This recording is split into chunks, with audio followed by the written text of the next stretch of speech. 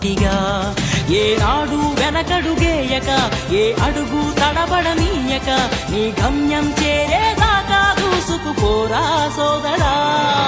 పట్టుదలతో చేస్తే సమరం తప్పకుండా నీదే విజయం, కష్టపడితే రాదా ఫలితం పదరా సోదరా.